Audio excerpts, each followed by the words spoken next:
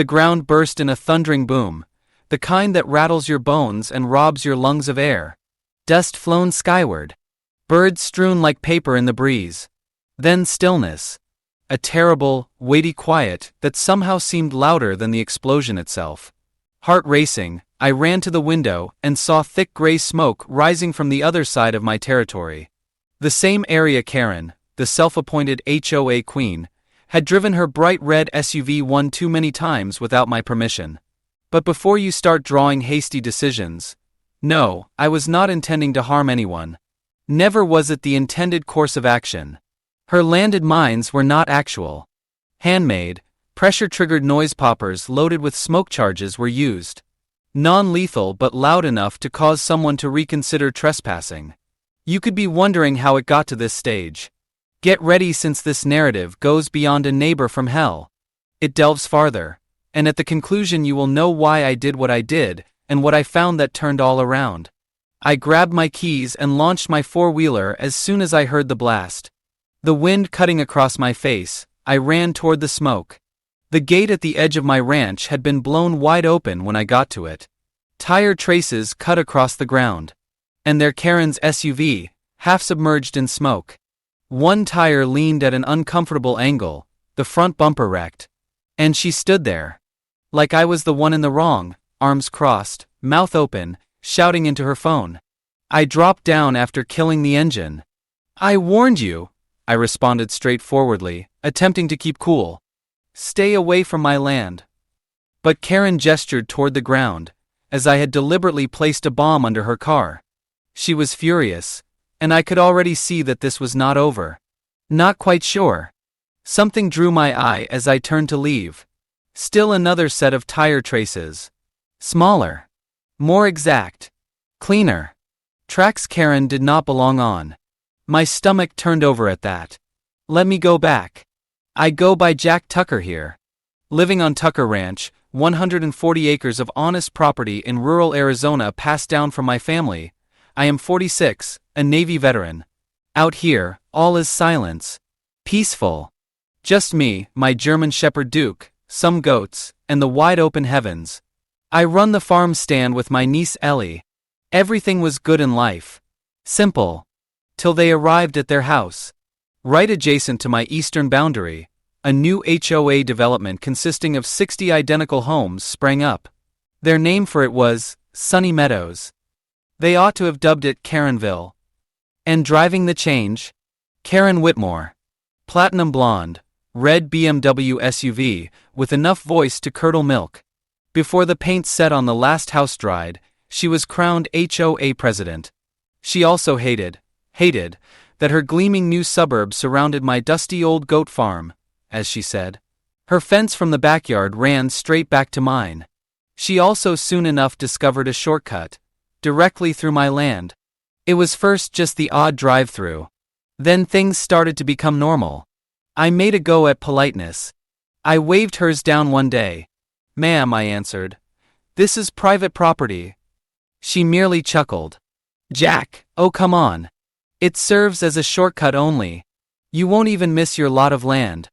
I told her, missing every inch of it. Did not matter. She persisted on showing up. One day I woke up to a dream. My gate crashed. Duke was walking with a limp. My cattle were all over the place. Driven through in a rainstorm, Karen had become caught in the mud and called a tow truck that tore up about an acre trying to drag her out. That counted as my last straw. I got the sheriff on a call. They said, however, it was her word against mine without any written warnings or video evidence. The deputy said, "Catch her in the act, otherwise, we cannot do anything." I became wise then. I added cameras. I put signs. I certified a cease and desist letter to her. She gave all of it no thought. She then turned vindicious. She reported problems to the county. Said, my tractors were abandoned automobiles. Said my compost heap was producing bad smells. Even tried to have Duke identified as an aggressive dog using a picture him yawning. I realized I had to become innovative at that point. And that's when my friend Ray came in. He worked on low-budget war films and special effects. He assisted me in writing innocuous yet dramatic phony charges. I marked them precisely and buried them down the road Karen always followed. The first one answered the call to the fire department. She screamed so loudly the second time, today, that I believed the heavens would split. But her tracks in the ground were not the only ones I noticed. I followed that second path and found haunting.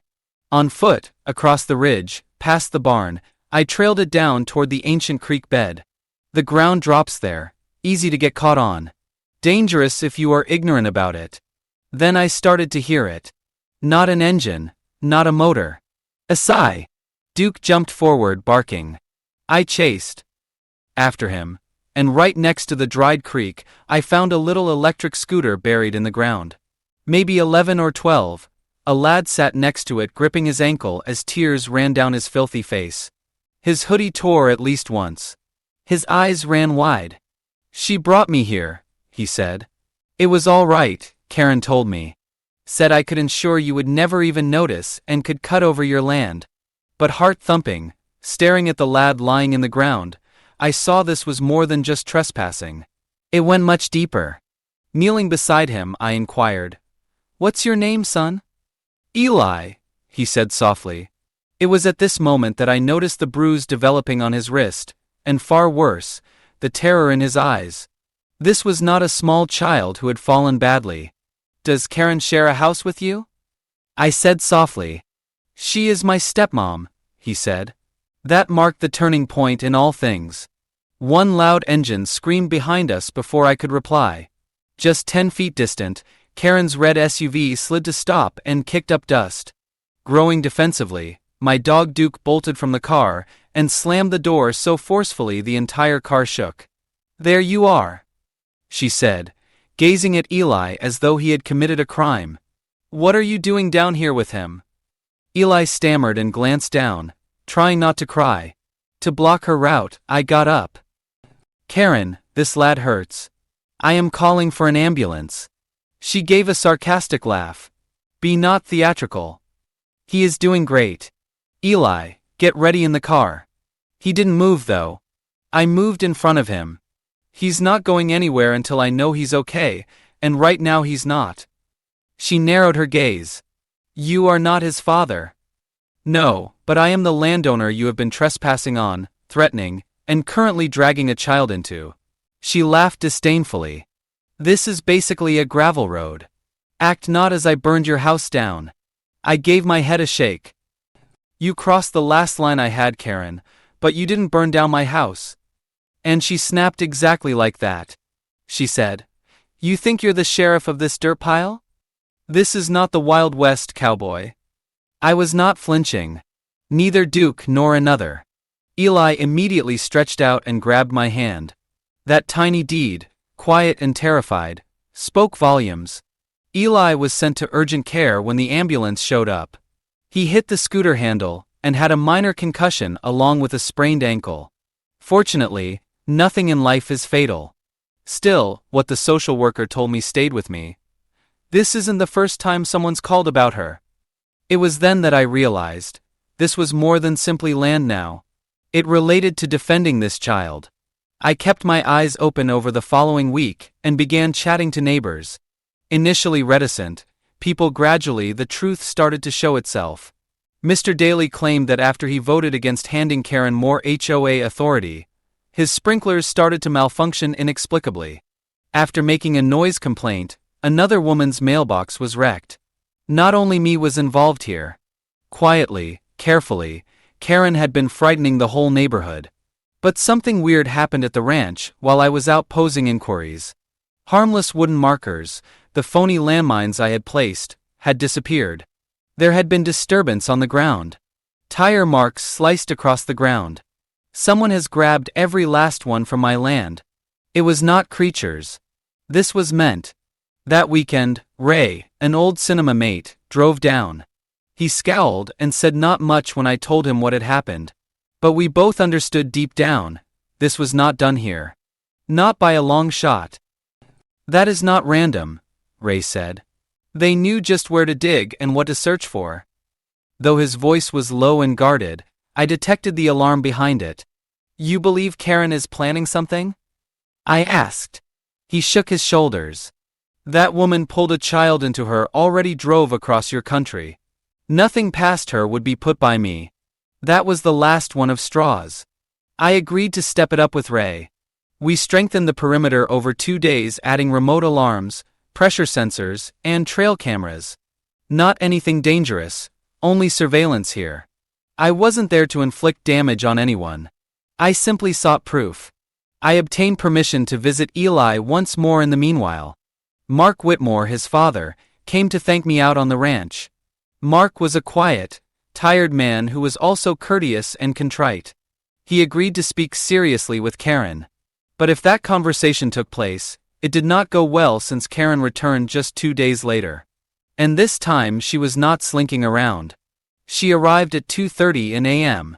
My phone set out blaring alerts that jolted me awake. Duke snarling next to me, I grabbed my boots, put on a jacket, and ran outdoors into the night. Trail cameras were whirling with motion, several lights, at least 3 people, walking the southern trail. Not to shoot, but to carry, I grabbed my old hunting gun. It caused individuals to consider things twice. I heard laughing, mocking nasty laughter, when I arrived to the fence line. Then I noticed Karen and 2 other HOA board members strolling proudly across my pasture as like they owned it. They displayed signs with flashing phone lights at my cameras.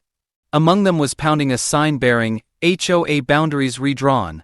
This land is now public easement into the earth. I emerged from among the trees. That's enough, I answered. You are invading private property and damaging it. Turning haughty as always, Karen turned. No more, cowboy. Last week you missed the zoning conference. The county gave our emergency easement request approval. You ought to have looked at your mail. Her speech was dripping with contempt. The ground seemed to have slipped out from under me. She continued, showing off her alleged legal victory. This is how progress operates, she snipped. You either get out of the way or follow the program. I moved in front of her. Funny, since last I looked, my name still applies to this region. And the sole easement you will find in court is. Karen ignored what she was hearing. Rather, she captured me carrying the firearm in a picture. She laughed.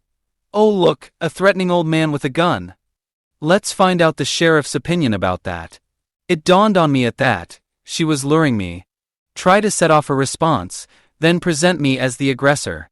I grinned and lowered the rifle then. Indeed, I replied.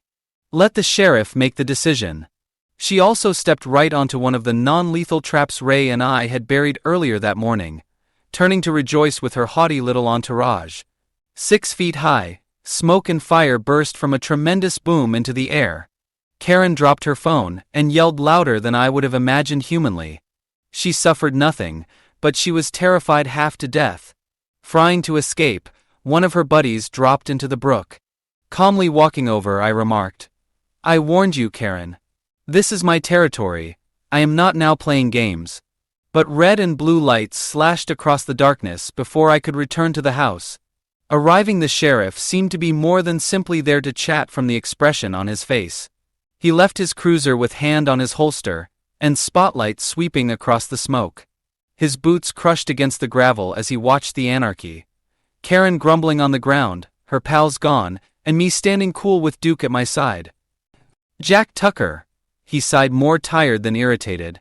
What in God's name did you do this time? I raised my hands just little. Sheriff Grady, before you point fingers, you might wish to hear the whole story. Karen leaped in right away to play the victim. He tried to blow me up. He carried bombs. He can be hazardous. Grady rolled his eyes, more angry than startled. He continued. Karen, we had a frightened 911 call from you and a loud complaint from 3 homes over. Still, this is not the first time we have had to discuss you visiting Jack's territory. Here at 2 in morning, what are you doing? Karen got up and brushed off herself. The legal easement of the HOA is obtained. The county allowed it.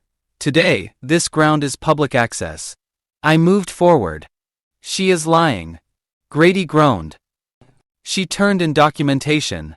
Said you failed to show up for the zoning hearing after being advised. I started to drop my jaw. I never received any warning. Karen merely gave a smug smile. Well, I mailed it, she answered. Accredited. Funny, I helped Jack install new cameras by his mailbox last week, and guess what? Ray asked, having come racing behind me after hearing the explosion. Not even a certified mail delivery. Nobody turned in any fallen goods. Looking between us, the sheriff pulled out a notepad. I have to check with the zoning office in the morning. Karen, that includes you. Nobody touches this land without evidence in the meantime. Karen's jaw tightened so tightly I feared her teeth may break. Turning to me, Sheriff Grady asked, Jack, do it without the fireworks next time you wish to play Hollywood. You practically brought about a heart attack in half the county. They are not actual landmines, I said. Just sound charges. Noise and smoke, no fire, no shrapnel. Still, he said, scribbling. Write me a statement and take them down until we sort this out. I gave a nodded. Reasonable enough. Cursing beneath her breath, Karen stomped back to her car and still captured me with her damaged phone. She disappeared into the darkness, peeling out like though she were in a Fast and Furious film, yet she was not permanently gone. Not even nearly close. I was at the county office with Ray and Sheriff Grady, studying zoning records early the next morning. Sure enough, there it was, a falsified signature on a zoning petition, ostensibly mine, allowing the HOA temporary access across my ranch. That's not my handwriting, I informed the counterman. That is not even close. The clerk blinked, then seemed quite anxious. Well, depending on the document turned in, it was approved. Should fraud exist? You will have to register a report. I'll do more than that, I answered, quickly snapping a picture of the paperwork. I will start a lawsuit. The actual storm started at that point. More than Karen could have eaten, she had chewed off. I recruited Sarah McIntyre, a tough-as-nails litigator who had dragged a power company into bankruptcy, and filed charges for document falsification while Sheriff Grady investigated. Karen, though, did not back down. She tightened her focus 2 times. She put a large HOA sign stating, Community Path Entry Permitted, HOA Property, at the edge of my property only the next day. She began excavating a gravel road directly across my eastern field with a construction crew without a permit. They provided me a copy of the zoning chart and claimed they were just doing what Karen instructed when I confronted them. I produced the actual deed together with my name and the original borders. The workers packed, but not before spreading 30 feet of gravel that sliced straight through my irrigation line, drowning my cornfield and ruining a week's worth of development. I had to bury trenches to reroute the water and turn off the system. That evening, I sat in my barn with Duke at my feet, and my 19-year-old niece Ellie offering me a sweet tea glass. Her eyes wide, she continued. This is war, huh? Not yet, I said under voice. But it's near, she said, smiling. Jack, uncle? Indeed, I do have a drone. It was then the concept struck me. Should Karen wish to engage in dirty play, I would play wiser. Ellie's drone and Ray's camera talents let us start recording everything. Every illegal sign, every trespass, every call she made to contractors, every time she dispatched one of her board members to do her bidding. Then Eli showed up once more, something unanticipated. But he was not injured this time. On foot, he arrived carrying a little brown packet. She asked me to put this in your mailbox, he added gently. But I don't want to. Inside was another bogus public access notice, a falsified map, and a prepared letter requesting I stop acting hostilely against the HOA. Eli raised sad eyes up at me. She screams a much at Dad. He stops talking. Just fixes his gaze on TV. I drop down to reach Eli's shoulder with a hand. You ever feel afraid at home?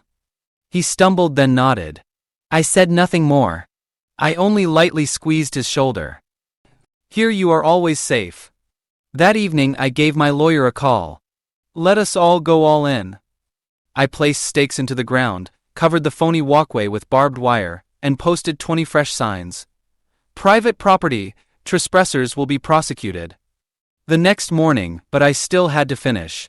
I reset the traps, not the noisy ones but rather pressure mats including ink packets. Anyone treading on one would leave with brilliant red dye on clothing, shoes, and a face. We buried them in the thicket Karen normally cuts across, and along the gravel walk. Ray coined it as cowboy glitter. Not too long. I watched the trail cam film that evening.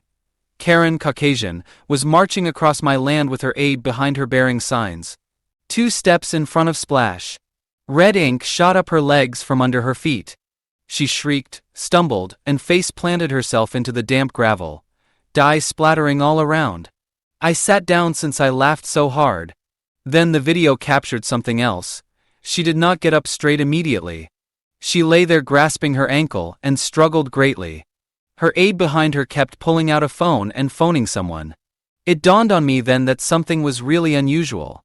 Karen was acting in concert rather than alone. She had backup, and someone with authority was dragging strings behind her HOA movements. Sheriff Grady paid me a call the following day. "Jack, you better come to town," he advised. "Why?" I inquired. "Because someone recently applied for a restraining order against you. Furthermore, not just Karen is involved. The county zoning chair is here." The blood came out of my face. Karen had intensified matters outside of land conflicts. Today she was specifically targeting me.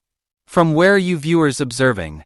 Drop your city or state in the comments and keep sharp, since what I discovered in town that day turned this whole war upside down. The air at the county office was heavy and tense, as everyone knew, something I did not. Outside, Sheriff Grady met me stroking the back of his neck as if he hated the speech. "I will be straightforward with Jack. This goes beyond a neighbor argument." He handed me a manila folder with printed screenshots, images of me from Karen's cracked phone, clutching my gun, occasionally hostile, sometimes threatening people. All deleted and changed within context. Karen had gathered them into a formal harassment complaint. On the support letter, what signature is used? Gregory Sharp, the county zoning chair. The same man Karen was saw dining quietly with.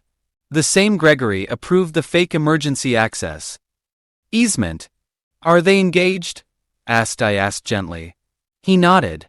"Although they cannot prove anything, rumors definitely smell like a setup.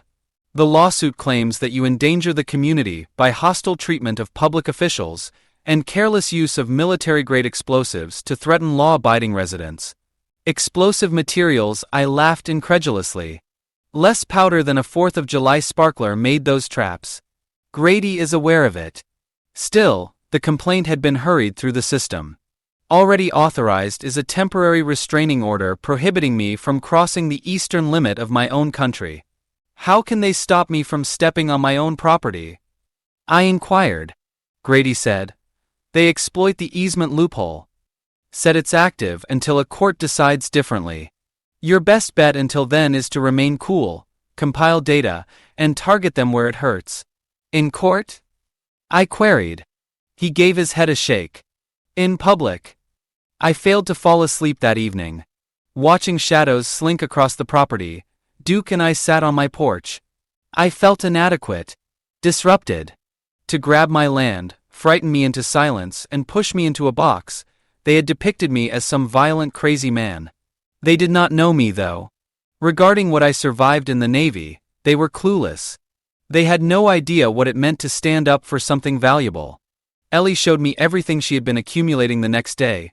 Drone photos, trail cam videos, audio recordings, timestamps, proof of Karen and her crew's unlawful signage, trespassing, construction, ranting and threats. We turned all of it into a 3-minute film called HOA. Here is evidence Karen is trying to seize my ranch. We first posted it to Facebook, then YouTube, and finally TikHub. It garnered more than 2 million views within 48 hours. People were furious. Notes poured in. Jack, keep strong. Why is Karen not being arrested by anybody? If I lived close there, I would assist with building a fence. The location of this ranch is I'll be moving in. On my side was the public. Starting to call were news stations. Out on a section called Rancher Battles HOA Over Land Rights. Is it legal theft? A local writer arrived. That was the turning point in everything. Members of Karen's board started to back out. One gently sent me an email apologizing. I had no idea how far this descended. I never approved of bogus signatures. I would be happy to testify. My attorney Sarah attacked it like a lion. We claimed emotional suffering, slander, and property fraud. We asked the court to delete the emergency easement and stop any HOA access to my property. Karen, however, was not done while the legal wheels spun. She was hungry. 3 weeks after the movie went viral, one night I woke up to Duke snarling at the rear door. I strolled outside after getting my flashlight. The barn shone brightly on fire. Flames slinked over the heavens. Inside, my goats let forth screams. While Ellie dialed 911, I ran, ripped open the doors, and rushed each one individually. We hardly saved them all, but we did. The fire had begun close to the irrigation lines. Later on, the fire chief remarked it appeared accelerant had been used. 2 words, sprayed in red on the barn wall, were "Stay down." Of course Karen denied everything. She commented on Nextdoor that I was faking assaults to be relevant, and set the fire for publicity. Still, harm was done. Investigators looked into the fire. Cameras captured a man entering via the rear fence at 2:13 a.m., the same fence the sheriff advised not to police due to the restraining order. She understood since I could not defend my territory. Ellie came up to me holding her phone and shaking the next day. She replied, "Uncle Jack, you need to see this." A voice recording, secretly recorded conversation between 2 HOA board members at the cafe. "1," Karen's assistant boasted. "We put out the fire and Jack cannot even approach it. Zoning chairs helps to keep cops off our backs." I fixed my eye on her phone. This was evidence. We kept them. And then, standing there clutching the phone, my heart almost stopped. 1 black SUV stopped outside my ranch gate. Out came Child Protective Services and 2 county police officers. They carried a clip-through which Eli stood by. He appeared worn out and afraid. They claimed they were looking at allegations I was using Eli to influence public opinion, and housed Eli illegally. Karen has reported child endangerment against me. I had less time since the war had become nuclear. From where are you seeing this? Type it in the comments. Although it would have been the only way to permanently bring Karen down, what I had to do next went against all I stood for. As the CPS employee changed her glasses and read off the clipboard, I froze. We got an anonymous complaint claiming a kid had been staying here under dangerous circumstances. We have to talk with the youngster right away. Eli stood silently behind them, arms tightly folded, attempting to look brave, but I could see terror in his eyes. He responded, "I didn't move in here," before I could say anything. "I just came to visit." The CPS officer glanced at me. "And how often does he come to visit, sir?" I inhaled deeply to help me to steady my voice. "Only when he yearns for safety." They exchanged stares, obviously not anticipating that you should be questioning why he does not feel that way in his own house. I asked Ellie to bring her phone and gave it to the CPS agents. This phone shows this lad being hauled over my territory, bleeding and weeping following instructions from his stepmother to trespass. It also features audio of HOA members bragging about burning my barn to the ground and using this youngster as a pawn. They hesitated.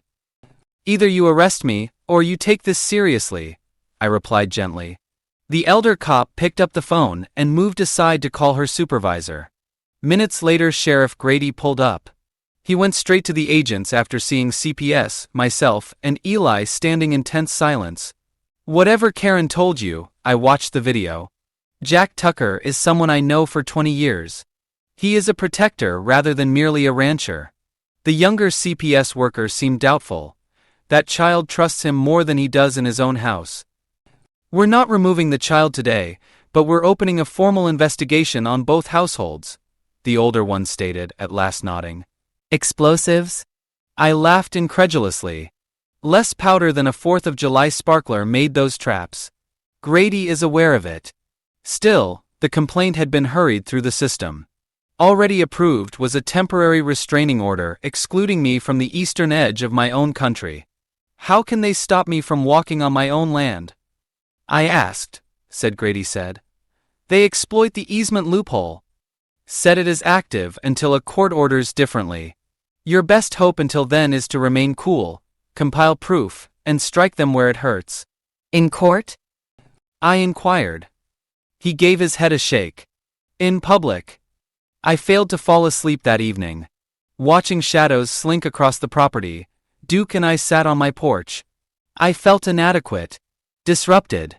To grab my land, frighten me into silence, and push me into a box, they had depicted me as some violent crazy man. They did not know me though. Regarding what I survived in the Navy, they were clueless. They had no idea what it meant to stand up for something valuable. Ellie showed me everything she had been accumulating the next day. Drone photos, trail cam videos, audio recordings, timestamps, proof of Karen and her crew's unlawful signage, trespassing, construction, ranting and threats. We compiled all of it into a 3-minute film called HOA Karen is Attempting to Steal My Ranch. Here is evidence. We first posted it to Facebook, then YouTube and TikTok. It garnered more than 2 million views within 48 hours. People were furious. Notes poured in. Jack, keep strong. Why is Karen not being arrested by anybody? If I lived close there, I would assist with building a fence. The location of this ranch is I'll be moving in. On my side was the public. Starting to call were news stations. A local reporter emerged and covered, rancher battles HOA over land rights. Is it legal theft? That was the turning point in everything. Members of Karen's board started to back out. One gently sent me an email apologizing. I had no idea how far this descended. I never approved of bogus signatures. I would be happy to testify. My attorney Sarah attacked it like a lion. We claimed emotional suffering, slander, and property fraud. We asked the court to delete the emergency easement and stop any HOA access to my property. Karen, however, was not done while the legal wheels spun. She was hungry. 3 weeks after the movie went viral, one night I woke up to Duke snarling at the rear door. I strolled outside after getting my flashlight. The barn shone brightly on fire. Flames slinked over the heavens. Inside, my goats let forth screams. While Ellie dialed 911, I ran, ripped open the doors, and rushed each one individually. We hardly saved them all, but we did. The fire had begun close to the irrigation lines. Later on, the fire chief remarked it appeared accelerant had been used. 2 words, crimson spray painted on the barn wall, were, "Stay down." Karen denied everything, of course. She commented on Nextdoor that I was faking assaults to be relevant, and set the fire for publicity. Still, harm was done. Investigators looked into the fire. Cameras captured a man entering via the rear fence at 2:13 a.m., the same fence the sheriff advised not to police due to the restraining order. She understood since I could not defend my territory. Ellie came up to me holding her phone and shaking the next day. She replied, "Uncle Jack, you need to see this." A voice recording, secretly recorded conversation between 2 HOA board members at the cafe. One, Karen's assistant boasted, "We put out the fire and Jack cannot even approach it. Zoning chairs helps to keep cops off our backs." I fixed my eye on her phone. This was evidence. We kept them. And then, standing there clutching the phone, my heart almost stopped. One black SUV stopped outside my ranch gate. Out came Child Protective Services and 2 county police officers. They carried a clip-through which Eli stood by. He appeared worn out and afraid.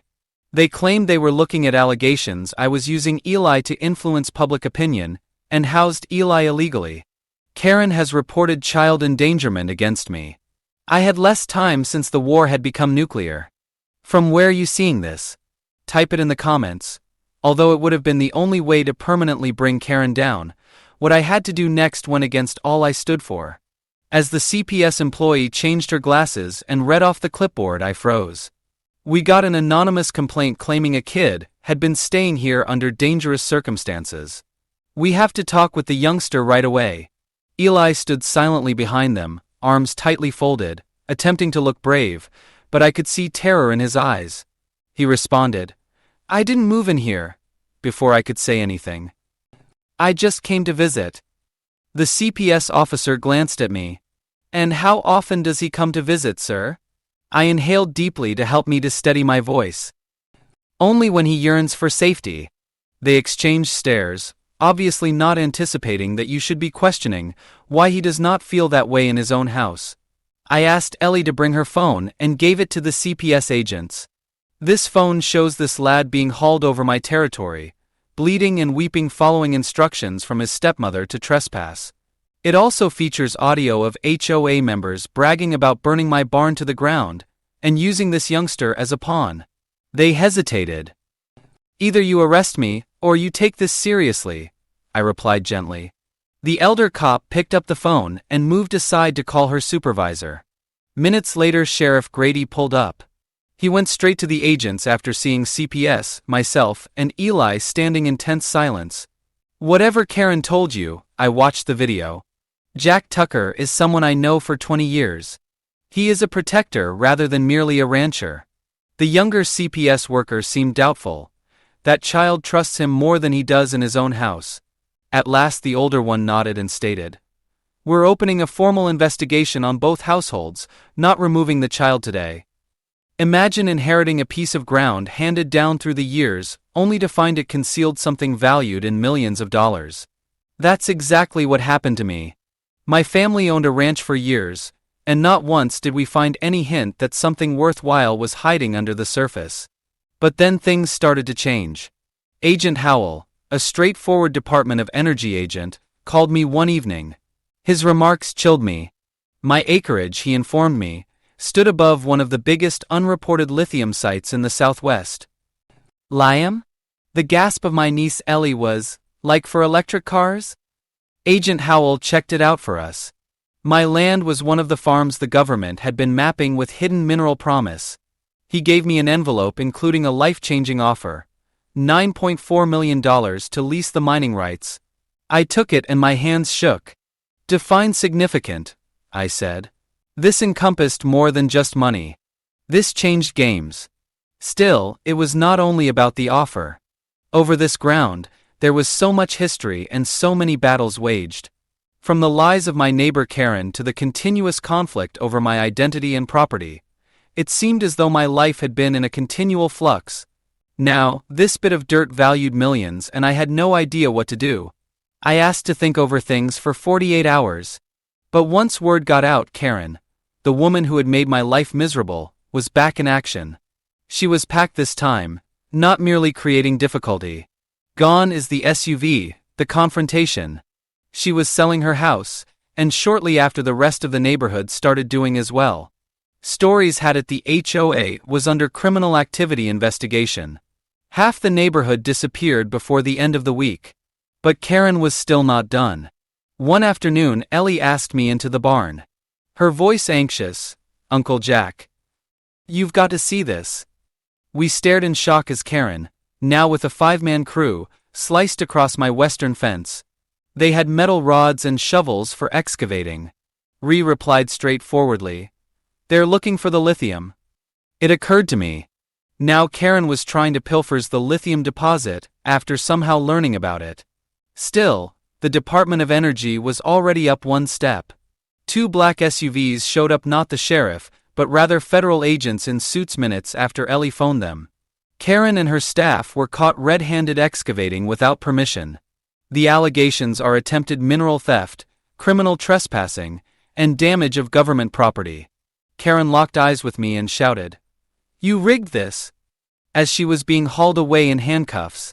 I answered with a tip of my cap. "Should have stayed on your side of the fence." That night, I considered everything as I strolled the ranch under the stars. I got Agent Howell on a call. There was a pause. "I accept the offer," I responded, "but I had one condition.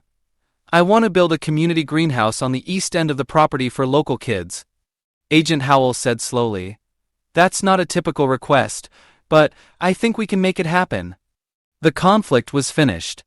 The ground was kept intact. Once more, Karen went viral, but not for the intended purposes. Headline: Disgraced HOA president arrested for attempted federal theft on ranch over $10 million mineral deposit. Her mugshot ran all over the news. Funny about how life turns out. She sought a shortcut, and all I offered was a direct road to jail. 6 months later, the ranch was unrecognizable, but in the greatest possible shape. The bogus easements, the trespassing placards, and the restless nights were long gone. Peace was there in their place. Real, soul-deep peace, that which you acquire following a fight for what is right. Quietly and effectively moving in, the Department of Energy was extracting pristine lithium using zero surface damage. I kept a smile on my face every time the bank manager called me sir, and got quarterly payments that swelled my savings account. But it went beyond simply the money. Once beset by Karen's false walkways and gravel plans, the Eastern Ridge now housed the Tucker Community Greenhouse. Rows of herbs, veggies, and kid-oriented learning areas filled the glass building. We welcomed youngsters from surrounding towns every Saturday, and Ellie ran it like a pro. And Duke? Walking beside every youngster like he was the sheriff of Lettuce Town, he became the unofficial tour guide. Eli, the son of Karen, began visiting too. Mark, his father, woke up after his mother was arrested, filed for divorce, and assumed complete custody. Eli began to heal 5 minutes from the ranch. He grinned more, laughed louder, and trusted farther. Eli went to me one afternoon we were planting beans and said, "Uncle Jack, you're the only person who ever believed me." I gave his hair a stir. "That's all anyone ever needs to fight back from. You revealed the truth." The truth and a little bravery. Everything seems to have come full circle. From a chaotic life to a serene haven where the land was kept under preservation, the community flourished and the bullies were subdued. Not only from Karen, but from the forces trying to destroy the ranch, it had been rescued. And the most exquisite feature? Now it was a site of healing, optimism, and a future for the following generation. The meadows were bright as the sun sank below us. With a glass of iced tea, I stood on the porch seeing Ellie and Eli water the wildflower patch close to the barn. The same barn that had once caught fire, and now stood restored and stronger than ever with a red metal roof glistening like fire. You ever consider what would have occurred had you not buried those false landmines? Leaning on the rail next to me, Ree inquired. I giggled. Sure I do. Karen had attempted all means of acquiring my territory. She had forced the HOA to operate in her advantage, bullied, and controlled. Ultimately, though, her own avarice was the reason she fell. The feds had accumulated too much evidence: the cameras, the emails, the fake documents, and her illicit digging. It was tight enough for breath. Karen sought to post bail, but she could not avoid her fate. She might spend up to 15 years in jail and was charged with several offenses. News sources dubbed her trial the Queen of HOA Falls from Grace, and throughout the court her attorney sought to accuse me for taunting her into more aggressive behavior. The judge, though, was not having it. The chamber went hushed as he remarked, "This court does not reward criminal behavior with sympathy." At last caught was the defendant, who had used her influence and manipulation to subjugate others. On the stand, Karen started crying. Not one person spoke up for her, not even former HOA board members. The decision is 8 years federal prison without parole for the first 5. The once vibrant Sunny Meadows neighborhood began to change. Retirees, young couples, and even some artists bought most of the houses. They honored the ground, and gradually the neighborhood started to flourish once more. Funny how things turn out then. The ranch that almost got seized from me became the reason for that resurgence. One evening I was once more standing on the porch observing Ellie and Eli water the newly created wildflower patch as the sun sank behind the hills and sent golden light over the ground. Like the ground, we were healing. Again breaking the silence, Ree asked, "So, cowboy, what now?" I grinned and tipped my cap back. Now, we flourish. The ranch prospered. The ground healed as well as we did. One thing they will never own, regardless of how loud the bullies get or how much power they believe they have, your courage to maintain your ground. Whether viewing from Texas, New York, Ohio, or Alaska, keep in mind that you have nothing to defend: money, connections, or power. To create landmines where the opponent least expects them, all you need is courage, honesty, and occasionally some spiritual fire. Tell your tale below if you have ever dealt with a nightmare HOA like Karen. You never know who else should know they are not fighting alone. Jack Tucker is signing off here. This time, nobody drives across my ranch ever again.